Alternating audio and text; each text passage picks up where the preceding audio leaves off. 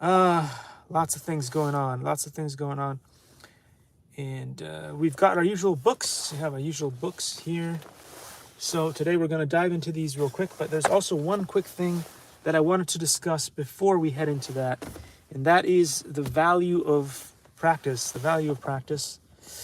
And the value of keeping whatever ridiculous skills you may have decided to learn active, right? So one of the biggest issues with people that struggle with memory and have some kind of memory loss or learning disability is that some of us will learn something like how to do the Rubik's Cube, and then they'll just put the Rubik's Cube in put it in a closet or something, and don't look at it for 2 years or whatever, and then they'll pick up the Rubik's Cube again, and they will have no idea how to do it.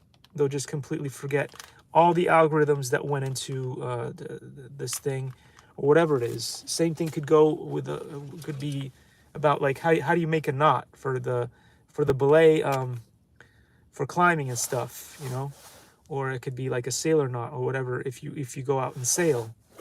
So yeah, the value of keeping those synapses running and all those connections that you've made, because you put in the time, you put in the hours, right? Like the rock, right? But for some of us, you put in the time, you put in the hour, doesn't mean it is going to stay with you. It's just a temporary thing that you've managed to achieve. And then if you put it away in the closet, right? Like an old pair of amazing country boots, cowboy boots, then they just collect up dust. And when you want to use the skills again later, your skills are gone. Your skills are gone. And I wish that everything that you learn in life would be like riding a bike. You can grab a bike and put it in the shed or put it in the garage and forget about it. And 40 years later, you pick up that bike and you still know what you're doing. You're, you may have gotten fat. You may have gotten, maybe even a little bit ill, whatever it is, but you could still ride that bike unless your dementia has gone to a point where, where you can't even recognize yourself or know what you're doing. But I do believe that some people, even with dementia, can still ride a bike, because a lot of the times the memories that you established way back when, at least when my grandmother was started with her dementia and stuff, she could still remember a bunch of stuff that she did back in the day, as it was as clear as if it was happening just the prior week or even the day before. But then if you talked about something like that was within the whatever 15 minutes, and then you asked her like 30 minutes later what you talked about, then that part of the memory was gone. So I guess this analogy might work. I guess maybe not. Not all sizes fits all. Whatever. It's not cookie cutter. Doesn't apply to every situation. But for the most part, a lot of the skills that you will acquire in life need to be drilled and practiced on a daily basis if you don't want to lose it. If you don't want to lose it, use it or lose it. Use it or lose it. Right. So I wanted to just say that before I start getting into stuff, because a lot of people forget this very important aspect of humanity and the way that our brains work. And when you don't take that into account, a lot of times you think that you are ready. You think you are ready, but you're not. Just like if you're gonna go practice or get ready for a tournament, for whether it's boxing or whatever it is, just don't think because you were a big shot last time when you went to the tournament that you're still there. Make sure you do your homework. Make sure you do your cardio. Make sure you get yourself back up to speed. Maybe your brain is fine. Maybe it's only your body that's slowed down, right? Maybe you could do whatever it was, 100 meters in whatever amount of time. And now, because you've just let yourself go, maybe you're married or something. Maybe you started eating a little bit too much, whatever it is. Because that beautiful woman of yours, doesn't want you to starve. So she packs a little bit more than you should eat. or whatever. Whatever it is, that makes you lose your edge or whatever. All right, so the day before yesterday. Let's be realistic about what actually happened. In the previous episode of Where's the Douche, we did the infinity mirror. I think we did the infinity mirror. And before then, what did we do? We did the door alarm, and before then, I humiliated myself, and I did the electromagnetic crane and said a bunch of dorky stuff that made no sense. All right, so with that said, we're gonna do the AM radio today. AM radio. There it is, the AM radio. It's probably not as cool as the FM radio. What is it?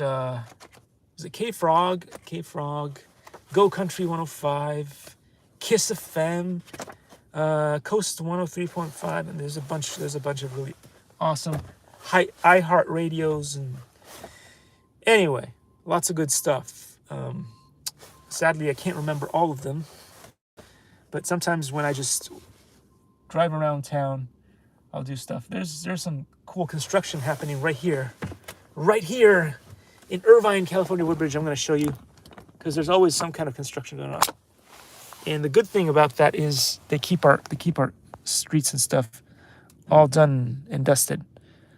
It's good that it's not very accurate, so you guys can't really tell who they are. I don't want to get them in trouble for being on my channel, whatever, because the hatred is big on this channel. But there's some awesome people out there fixing up Irvine here, making it squeaky clean and well put together. Okay, back to the AM radio. So AM radio, with just a handful of components and a bit of know-how, you can catch the airwaves by making your own radio. AM stands for amplitude modulation. Excuse me, I started with the early morning extra gas. I don't know what's going on. Excuse me. Which is one way to send a radio signal. AM signals can travel over great distances and were the first kind of signals used for broadcasting radio signals. The earphones play the sounds extracted by the circuit from radio waves in the air. A coil of copper wire wrapped around a ferrite rod captured the radio waves. Ferrite, I believe, must be some kind of metal. If in any way it relates to the word ferro, which is metal in Italian. Anyway, how to make an AM radio. It says, make sure the earphone socket is the right fit for your earphones or headphones. You'll need to use a soldering iron in several parts of the project, so make sure you work somewhere where you can leave it plugged in safely, possibly within a system. One of those metallic systems where you just, they look like little springs, and you can just tuck your thing in there. And obviously not on a wooden surface or a paper surface, cardboard surface. Let's do stuff that hopefully is good and not dangerous. Anyway, so time, it says it'll probably take about 40 minutes. Be aware, requires soldering iron and hot glue gun use. Difficulty level is medium. I'm gonna show you here real quick. This is what, right here, this is what you're gonna be dealing with this project. And again, 40 minutes, usually double that if you're gonna do something in the classroom, because things will arise. What do you need for this project? From the toolbox, the ruler, as Crazy Russian Dad will say, clear tape, wire cutters, sandpaper, third hand tool, soldering iron and solder, wire strippers, pliers, multimeter, hot glue gun. You will need a 3-volt battery pack with wires. You will need a TA7642 AM radio IC. You will need a mini breadboard. You will need a 0.01 UF capacitor. You will need red solid core wire, about 7 1/8 inches or 18 centimeters of that. You will also need the same amount of black solid core wire. You will also need a 0.1, did I say this already? 0.1 UF capacitor. That was a different one. So these are different. There's one that is a 0.01 and the other one is just a 0.1. You will need a pair or just one earphones or headphones. You will need 2 AA batteries. You will need 1 K squiggly resistor, and you will also need a 100 K something resistor. I can't remember that thing. Is it Omega? Anyway, we'll have to go and check it out. Again, this is one of those things. It is a Greek letter that symbolizes something. I'm pretty sure that it was back here that we went through the resistors at some point. Let me see. Let me see if we can go back and find the resistors page on here. At some point, they talked about resistors in this book. Sadly, because I did not keep talking about resistors, as I said before at the beginning of the video, when you don't constantly refresh the skills that you just learned, by using it, the best way to do it is to learn and use it over and over. It says ohms. It's ohms, this symbol. It's the symbol there. Okay. So it is a 1 ohms resistor, and then you need a 100 ohms resistor. How many ohms do you need? It tells you in the book. So anyway, you need a 30 gauge enameled copper wire of 9 feet, which is 2 3/4 meters. Then you need a earphone socket. You need a variable tuning capacitor. You need ferrite rod. You need 6 × 8 inches base. Anyway, just in case I completely screwed all of that up, I'm going to show you what we have here. And you can read it to yourselves, but it's even better if you go out and buy yourself the book, because if you have this in your hands already, when I'm talking about all this stuff, you can figure it out even better. Anyway, tape the copper wire to the ferrite rod, leaving about 4 inches, 10 centimeters of wire on the end. Next, wind the wire around the rod, making about 80 turns. Cut the wire, leaving about 4 inches, and then 10 centimeters at the other end, and secure it with tape. The ferrite rod makes the coil more sensitive to radio waves. Okay, so I guess you have to follow their instructions per letter, but I'm not sure if you do more or less of the coil, whether that will improve or not the signal of the whole thing. I don't know. I just don't know. I'm not scientific enough. Maybe somebody who is a scientist can put that in the comments and let us know. What happens if you do more turns than 80? What happens if you add more wire than what is required by the instructions? Are you just wasting wire? Or if you add more turns, will that improve the ability of the thing to do whatever it does? Inquiring minds want to know. Anyway, use sandpaper to remove about 1 inches, which is 2.5 centimeters of the coating at each end of the copper wire. This makes it easier for you to be able to attach it to other things later. This will reveal shiny copper, which will allow you to make an electrical connection at each end, which is always fun. Use the third hand tool to hold the ends of the copper wire, then tin the exposed ends. And it reminds you to go to see page 26 for instructions on tinning, which we're already done, so you can go there or not. That's up to you. If you have the book, you can do that. Cut a red wire and black wire each at 3 1/8 inches, which is 8 centimeters long. Then another pair each at 4 inches long, which is 10 centimeters long. Use wire strippers to strip about 3/8 of an inch, 1 centimeter off each end of all 4 wires. Sounds like fun.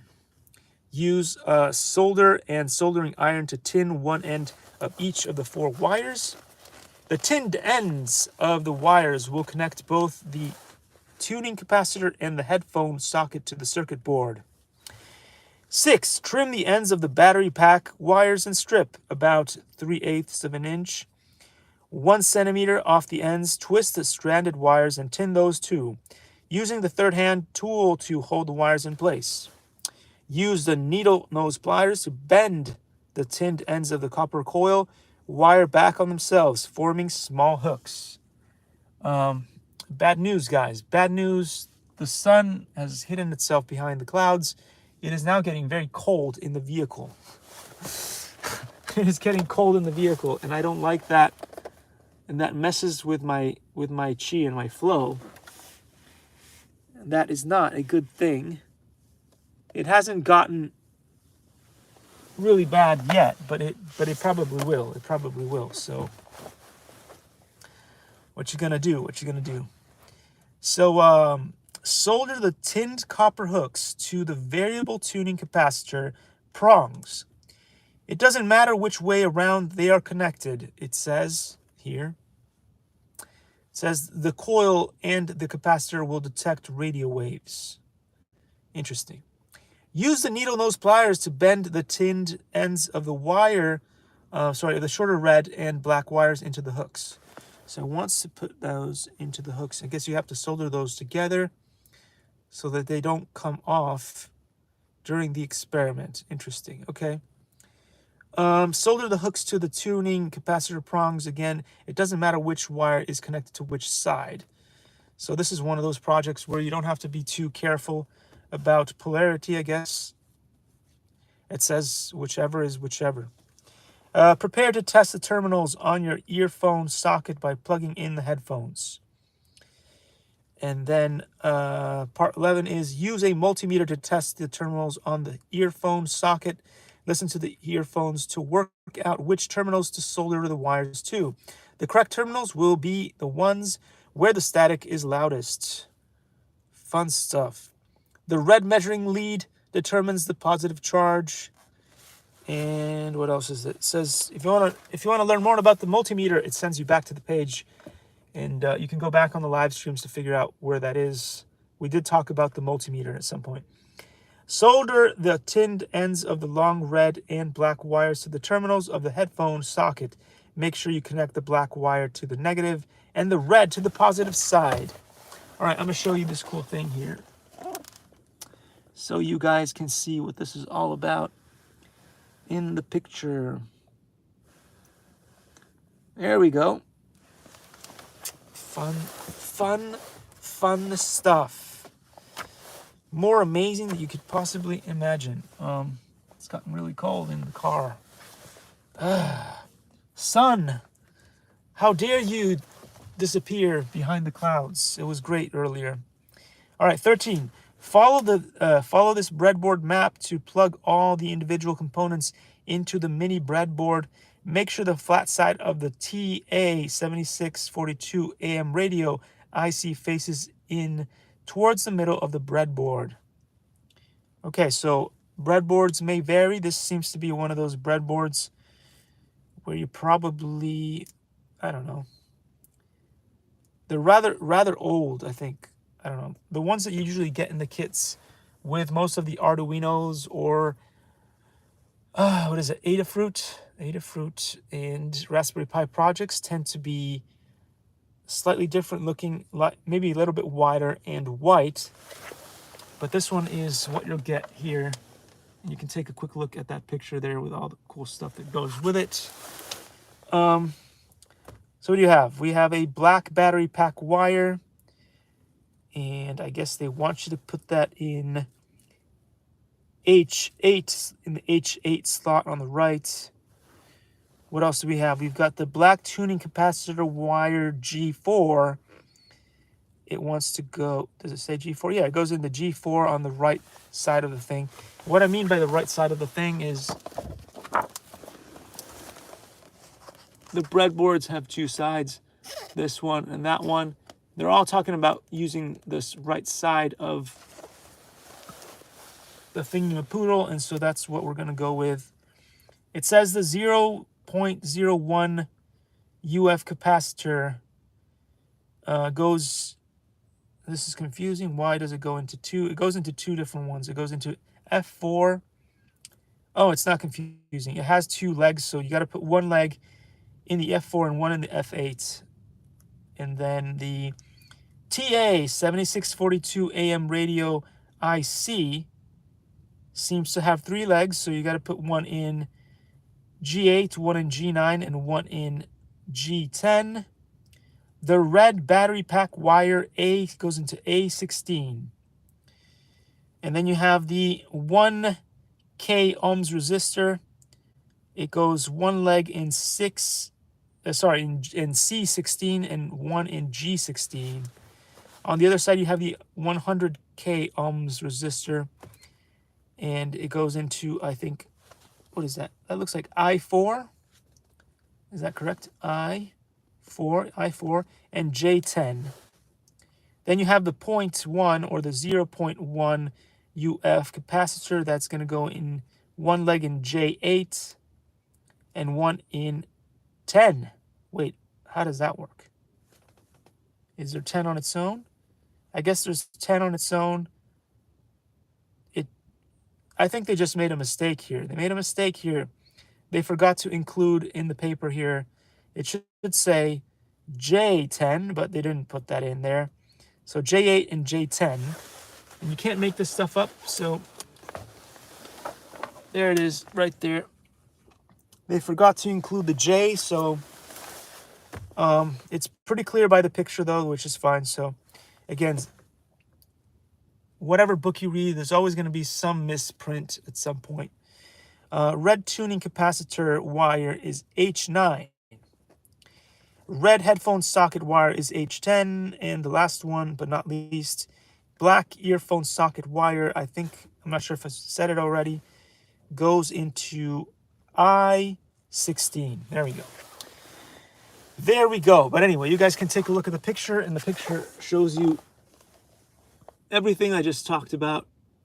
But that's just in case you were going through this thing and you were just listening to the audio and you thought, I'll just stick some legs into the right holes, and then 14 plug in the earphones. So plug in the ear.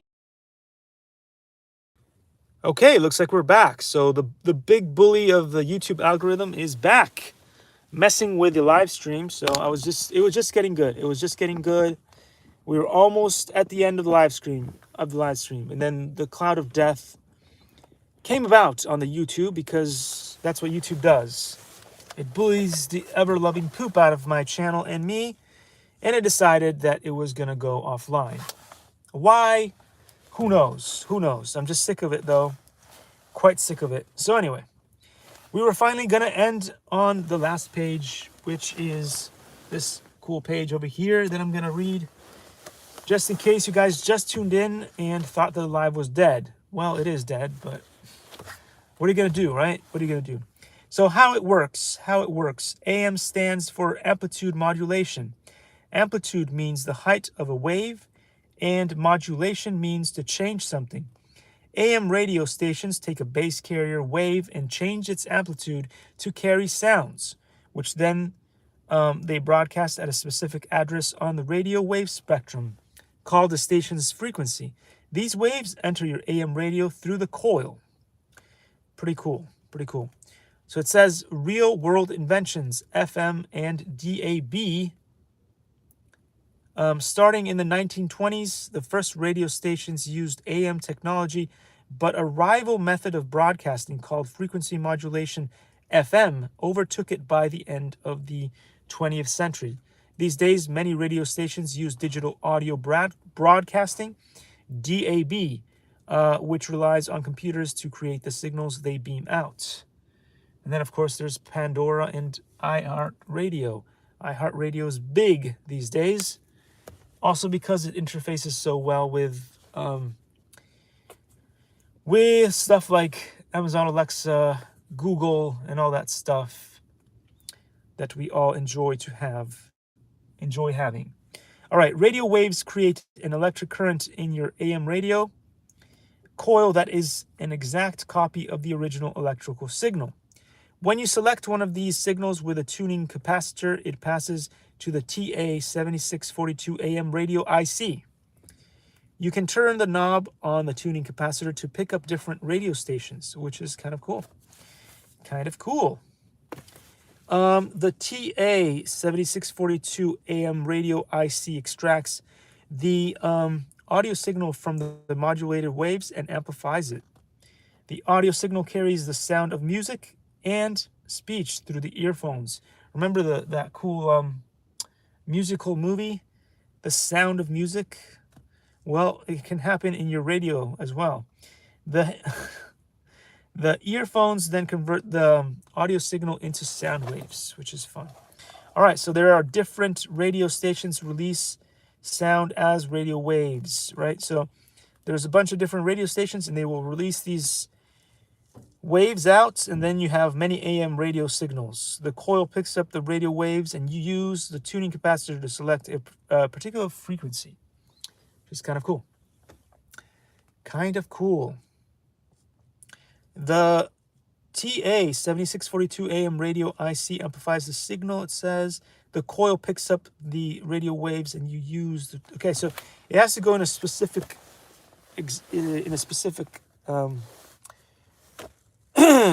order in order for this to work. So it starts off at the radio station that releases the waves. Then the coil picks up the radio waves, and you use the tuning capacitor to select a particular frequency. Then the TA7642 AM radio IC amplifies the signal. The fixed capacitor smooths out the signal to become a clear audio signal. And then the earphones turn the signal into sound so you can hear the original sounds. So it is quite a journey that it goes through.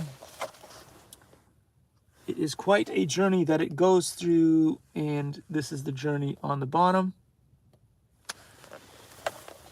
And there you have it, guys. There you have it, guys. You can make yourself your very own amazing, amazing radio just by buying a few components. And if you gotta have soldering skills, though.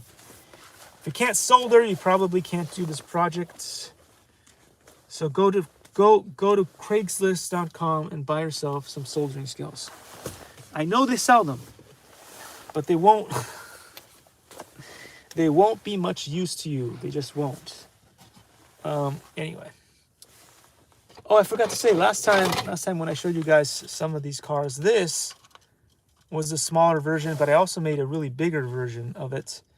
I didn't paint it as well. It was all broken, and it looked really, really bad on the top there where I made the connection. It looks better here. But again, if you have a large 3D printer, you could print this all in one piece. So it doesn't really matter all that much. But it's cool to have a big version of the small car. It's based on one of those cool Hondas, this one. And this one, of course, the Supra, the Toyota Supra. Unmistakable Toyota Supra, except this one is a little different. And it would look really nice on a Toyari.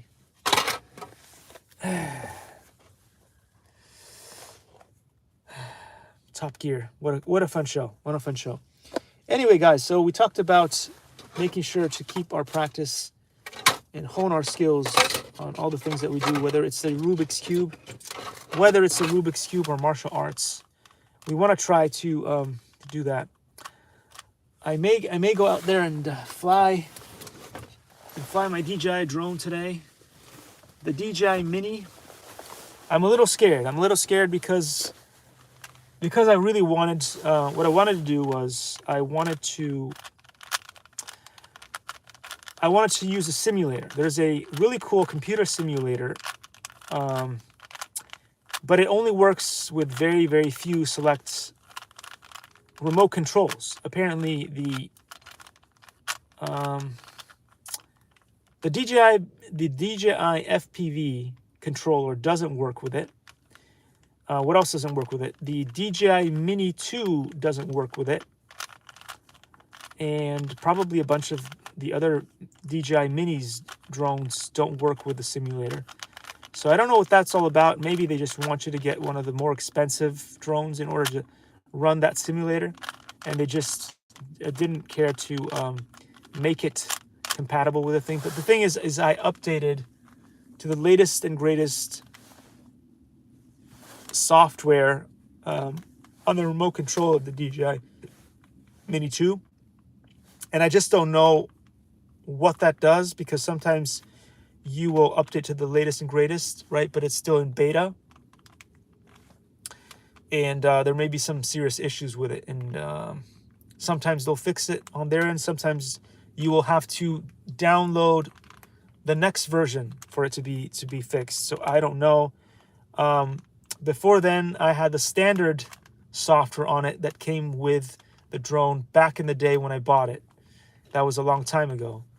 And so you know what I'm saying? Like, it's always a big gamble whether that's going to be a good thing or a bad thing for the drone now, and whether I should even, you know, fly at this point. I will fly it to try, but I'm going to try to fly it somewhere that I know. Hopefully it won't do anything stupid with it. Like, I might fly it under a tree, just hover test it first to see. Worst comes to, or I could do it in the house. Maybe it's probably better. So that if it wants to do a flyaway because something went wrong with the software, it won't be too bad of a situation, and I can still bring my drone back. Although with DJI usually, I'm gonna tell you this: with DJI usually there isn't, they usually don't have that many problems. You know what I'm saying? Like, their updates aren't that bad. There only was that one kerfuffle. The kerfuffle, the endless kerfuffle that was the DJI Avata. Man, were there so many kerfuffles on that? That was just unbelievable. It was one kerfuffle after another on that one. And so, yeah. That was an interesting one to look at. The DJI Avata kerfuffle. There's still a lot of people who don't want to get the drone simply because they're worried about that kerfuffle of that time. And they just don't want to take the chances on it. So that is a thing, right? That is a thing. That is the thing, guys. The Thing, like in the Addams Family. The Thing. They recently have a new show. They usually have a new show with the Addams Family, which is very popular right now. It's quite entertaining. I will give it that. It's quite entertaining. It's on Netflix. So if you've given up Netflix, you probably won't be able to see it unless they have it on different platforms as well. I'm trying to match those corners. This is one of those things, right? When you want to keep, as I said at the beginning of the video, you want to keep trying to hone your skills. There's one that's not in the right place. I can see it already. And it's not a good thing that it's not in the right place, because then if you do the next algorithm, then you are messed up. It's just not going to work for you. So I could match some of the faces here, but if they're not all matching, it's going to be bad. It's going to be just really terrible. Terribly, you're going to have one of those, what's this, terrible something very bad days. There was a fun thing about that at some point. Wait, how does that, that's weird. What did I do? Oh, I know what I did. Yay, that's what I did. I messed it up to the point where the top bits are no longer connected. This is the most annoying part of the cube for me. It is when this happens, and you need to just change out these two and make sure that this one matches to the middle one. But you have to just keep messing around with stuff in order to get that to run. And accidentally, when I did one of my turns there, I messed that up. So that's what the red, green, yellow. Red, green, yellow needs to go with green, red. And I see it now. It's over here. But if I do it that way, it won't fix it. And it goes this way. This will fix it. But if I do that, I may screw something else up. So that is a little bit of a disaster there. But maybe we can still do this. No, it's not going to work out. It is not going to work out unless I do a double thing over there. And I trust myself immensely with the next tricks in order to get this to go where I want it to. So what do we need? We need yellow on the bottom. Where the heck is yellow on the bottom? Yellow on the bottom. You are eluding me. Yellow, red. What I need is yellow, red, and I can't find yellow, red right now. Not a good thing. That not be a good thing, as they say. Okay, I kind of see what's going on here. Okay. So we need this one to go down. So by golly, we shall make it go down. This be bad. I might have ruined it again, as one does. So I'm a master at that. I'm a master at that. Just a master. I'm just masterful at screwing that up. Okay, so now we have that there. That's good. We could have the other one there too. It's just like a mess here. What have I done? Not the right thing. Okay, I've done it. I've done it. Yes. Okay, so it was a very complicated situation down there, but we've got the bottom two rows done again, which was a mess. It was a mess, but it's fine. It's fine. Anyway, whoa. Hone your skills. Hone your skills. Remember what you're doing in order to get all those things back to what they're supposed to be. And now it's a mess. It'll probably take another 20 minutes to get back to that point where I was before. Or not. We'll see. So many different pathways and choices. So many choices. So many choices to get this back to where it's supposed to go. And of course I completely messed it up there, so. No, not again.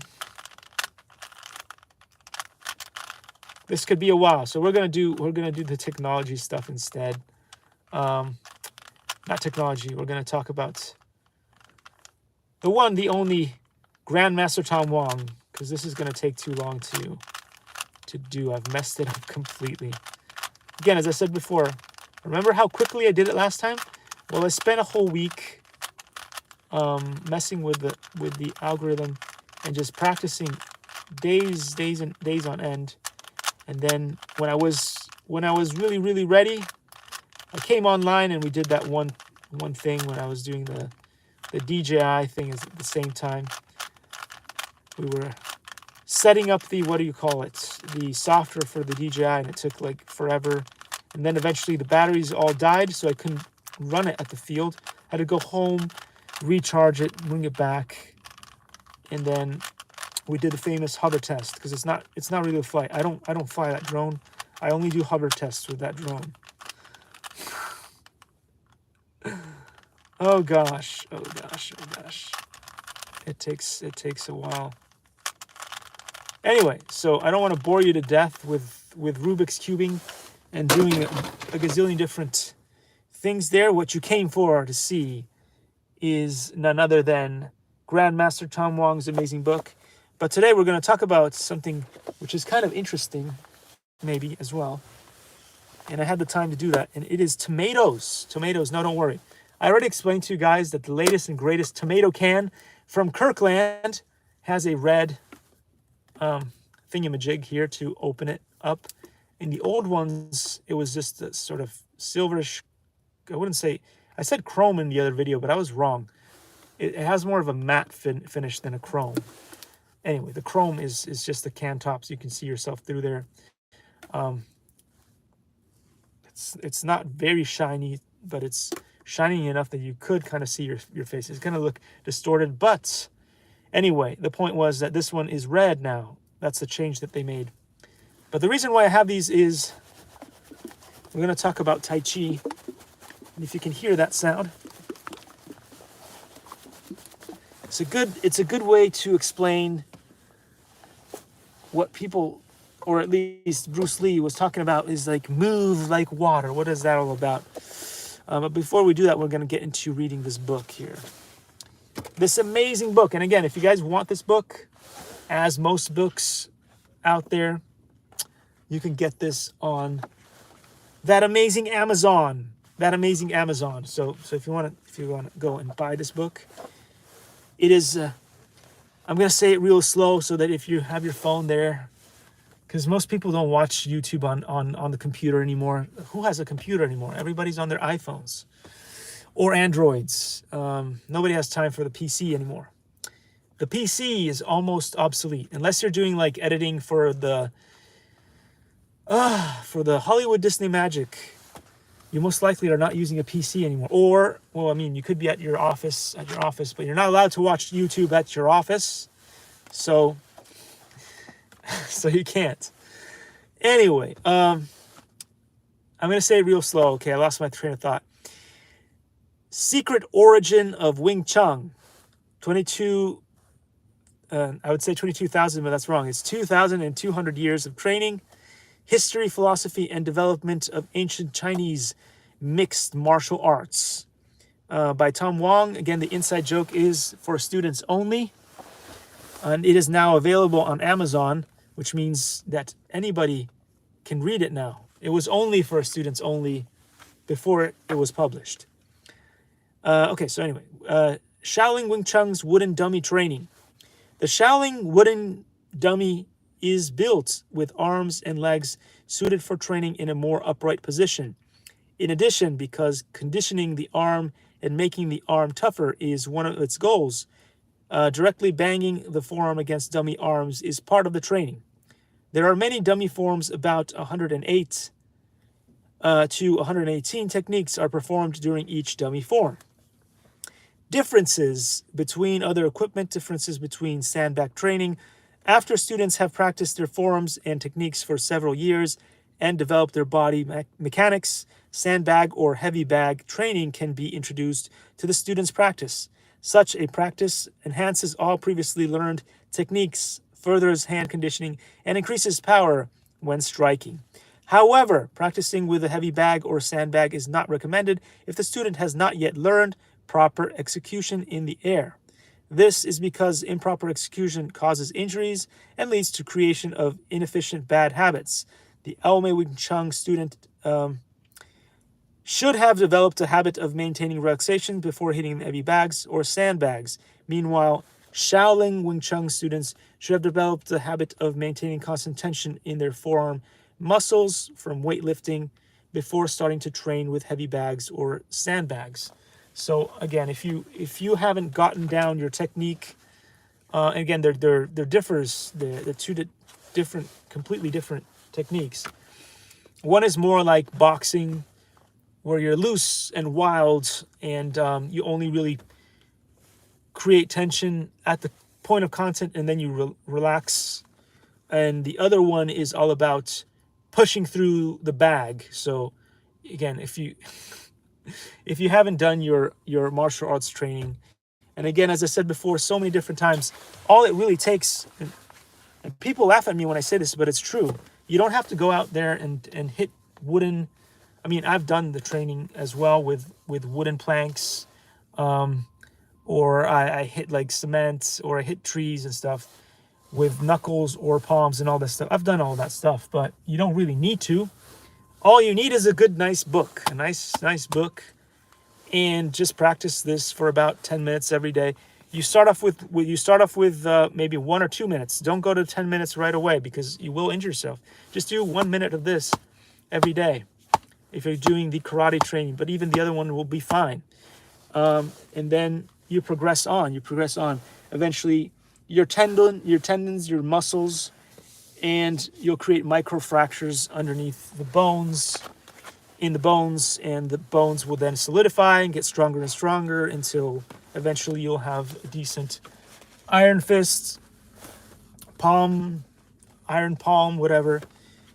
And you'll be able to do those things and then be able to punch the punching bags without gloves on, because most people will do the training with gloves on. Why? Because, most boxers are not martial artists, so they just, if they hit something, they have those nice, beautiful, oiled, Vaseline hands. And so if they fight something in real life, they might break a fist. It's better to, if you're a boxer and you haven't done the iron palm Iron Fist training, you probably shouldn't go around punching things. Anyway, especially if if that's your craft, right? That's your craft. That's your job, and so you basically live off of your hands and your fists. You don't want to go out and injure your hands when you're not in the ring. I think the insurance doesn't cover that. So anyway, differences between chopsticks training.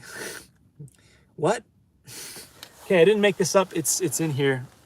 It's in here. It says differences between chopsticks training. So Ome Wing Chun practitioners use a bundle of large chopsticks to train their wrists to become stronger and more flexible in all directions and to strengthen their grip for grappling. The chopsticks make the student use the proper form and bend their wrist into the correct positions. In contrast, Shaolin Wing Chun practitioners strike their body with chopsticks or steel wire bundles to train iron shirt and iron shins. Yeah.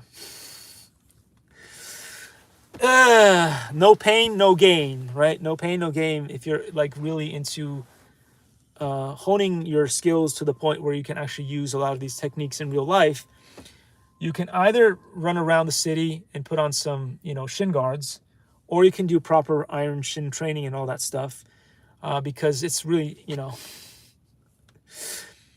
oh, it's bad. It's bad. If you go out there in the street and you find yourself somebody who's done Muay Thai and they've got iron shins for real, and you go shin against shin on them, oh, the pain. Oh, the pain. Not to mention they may just shatter your shin. It's been seen on YouTube that somebody who just didn't put the work in the hours decided to go into one of those mixed martial arts tournaments, and it went shin on shin, and one of the shins just didn't make it through to the end of the video. So anyway, differences between iron ring training. There is a different thing here. There's something that I didn't know about the iron ring training. Let's see what that's all about. So Shaolin Wing Chun emphasizes locking the wrists and strengthening them with iron rings. The iron rings can be used as weights and are smaller than rattan rings. I don't know what that is. If you guys know what rattan rings are, put it in the comments. I don't even know how to say rattan rings properly. Anyway, in contrast, Ome Wing Chun practitioners do not utilize iron rings for their training. Oh, I remember those. Okay, so sometimes I think in Tekken and possibly some other video game, there's a couple of characters on there that have iron rings around their wrists. I guess it's the equivalent of doing the training with arm wrist weights and leg weights and stuff. I guess they used rings instead, maybe because that improves your balance and it's harder to keep them in place because they will just wiggle out and fall out. Maybe that's the reason. I don't know.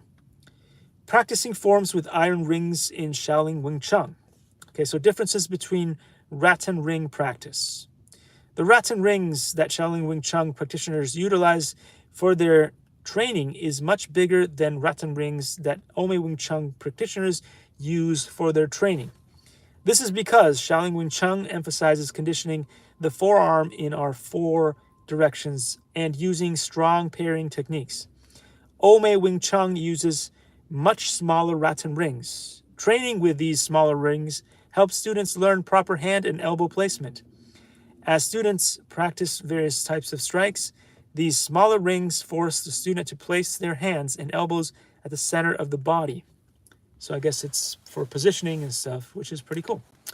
Differences between rice and sand bucket training. So there's so many different kinds of training, and this training here is different. It's called rice and sand bucket training.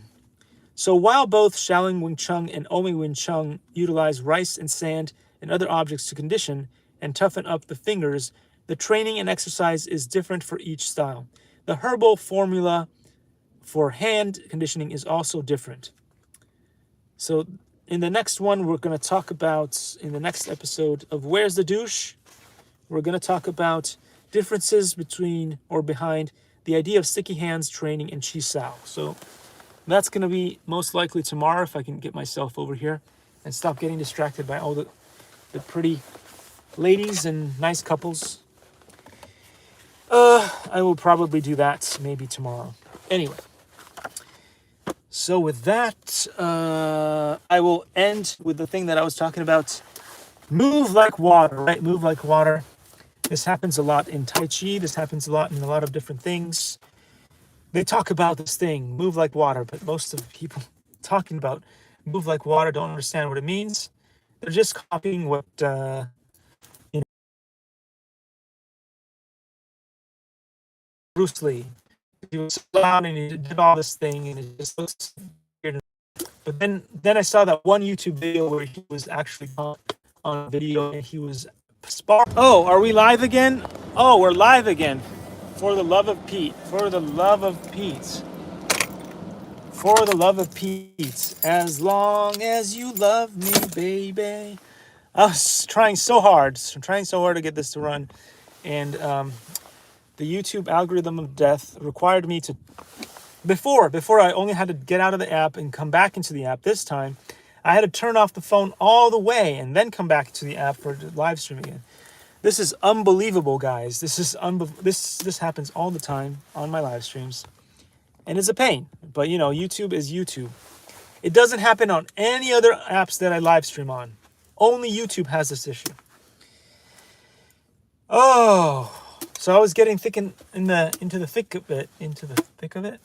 Anyway, I was getting into the thick of it. So anyway, with Bruce Lee and stuff like that. So I was talking about how I absolutely cannot stand to watch any of Bruce Lee's movies because he's loud. It's just ridiculous. It's just so bad. But then the reason people loved him so much was because they would see him spar in a gym in the real world, and they see what his capabilities truly were, and that was amazing. So anyway, that's what. Goodness gracious, we had. YouTube algorithm of death. We had 3 people. I will crap you not. There were 3 amazing people on here watching for a split second. And then and there was a like too.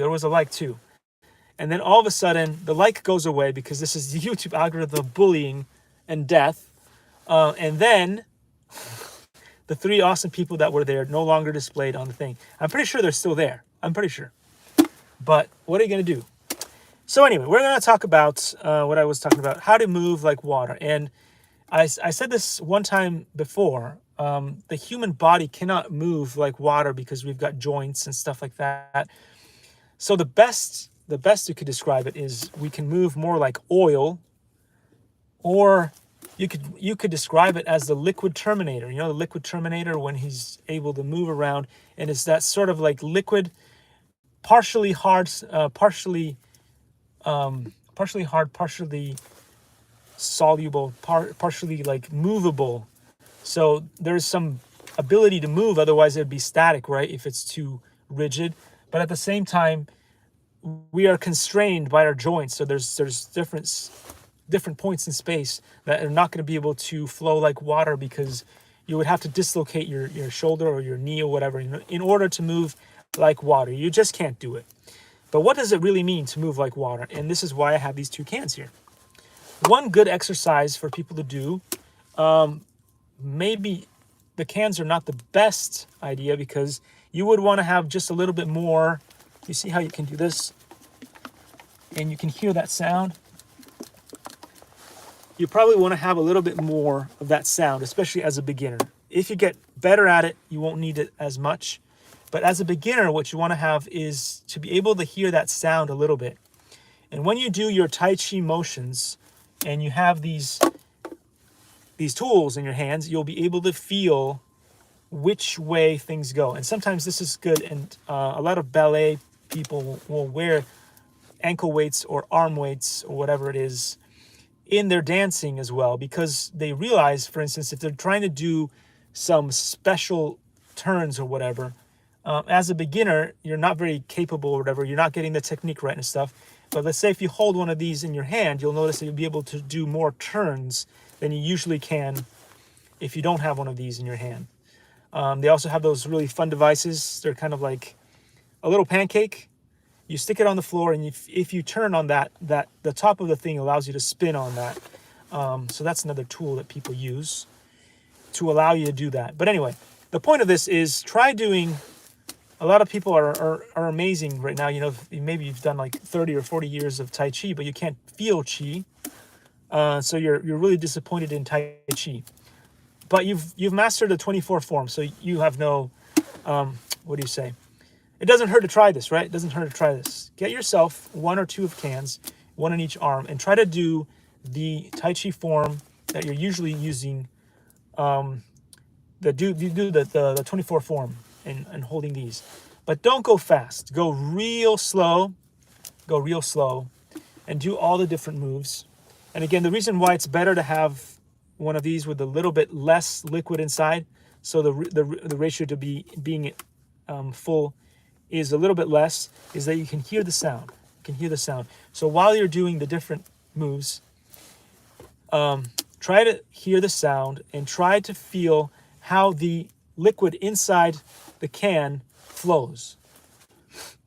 And you'll notice something, that based on the movements that you're doing, there's going to be that famous, if you're an animator, you'll understand this, that famous winding right before the move, and then releasing while you do the move, and then there's going to be some overlapping action while you do some of the other moves. But again, most of the things that you do in Tai Chi and stuff like that, when you're trying to feel the Chi, is supposed to be slow, relaxed, and at a pace, and with a rhythm.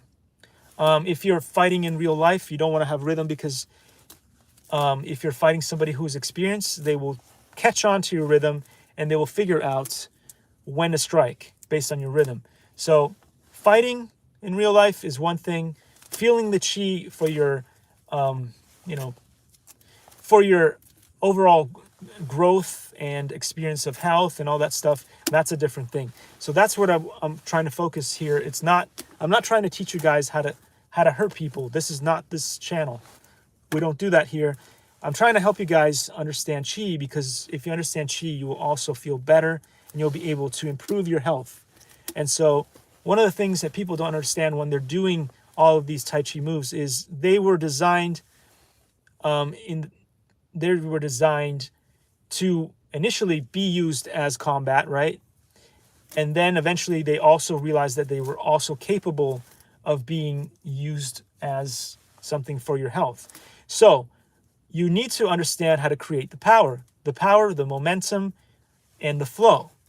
And again, as I said before, if you're doing Tai Chi and you have these things in your hand, it's probably better to use not these cans specifically, but you could use the weight on this. You could use, I'm not sure what it is. This is about 15 ounces of whatever liquid. Use 15 ounces of liquid or whatever, and use maybe a larger bottle or whatever, so that you can allow for that bottle to be not as full as this. And then try to do all the different motions that you do in Tai Chi, whatever moves that you guys do. I'm not going to show it here because I'm too close to the camera, so I can't really show you any of the stuff that I do. I've done videos where I've done the 24 form. It's not the best video to go with, so maybe go look at someone else's professional 24 form. But the idea is to do that 24 form with these in your hands, and stop to think and stop to listen. Maybe close your eyes while you're doing it. If you're that experienced, right, you've been doing this for 30 or 40 years, but you've never been able to feel Chi, try the 24 form, grab something like this, and instead of thinking about the moves, because you've already put that into your muscle memory, you don't have to think about that anymore. It's just like driving to you. So pay attention instead to the sound the can makes. Pretend that you are trying to understand how the liquid is flowing inside the can that you're moving, and that is going to help you understand more of the momentum and what you're trying to really achieve when moving around in all those beautiful circular patterns with the sound. I mean, in this case, you don't want to have music, because at this point you must have been good enough, right? If you've memorized all the moves, you should be able to close your eyes and just do it. If you're one of those people who cannot close your eyes and allow themselves to lose control into the form yet, that's part of the reason why you can't do Tai Chi and feel the Chi. So that is that is next level. You know, like you really need to be able to do your Tai Chi moves without thinking about the moves. The moves must have become you, in the sense that you don't even need to do the 24 form in the order in which it comes. The beauty about the 24 form is once you've mastered it to the point where you understand all the different moves and what they do, you can mix and match, and you can go from any of the moves into any of the other moves. If you're not at that level, then you can't really feel the chi, and you can't understand what this is going to be about. So you got to get to that point first. And once you've got there, if you really take the time and close your eyes and focus on this, you will really start to understand where the power comes from and all that stuff. And you will really understand what it means to flow like water. So anyway, I've had to try to do this live stream thing 3 times. It disconnected 3 times, which is really fun. The endless bullying of the algorithm is just what it is. But with that all said, guys, as I said before, really cool things you guys can get. This is the book that I keep reading from, which is really good, from Jack Shaloner. You can get this. I think you can still get it at Costco. I haven't checked, but you might be able to get it from Costco or get it on Amazon. And this, of course, I always strongly recommend you guys take a look at this thing here. It is Grandmasters Tom Wong's book. Again, he also has a YouTube channel that nobody sees. So go take a look at that too. And if you want to buy the book, as I said before, this is on Amazon. Just in case you want to hear the name of the book again, it is Secret Origin of Wing Chun. Just type it into your Amazon, you'll find it. And I will see you again, hopefully tomorrow, with more stuff. So thank you. Thank you.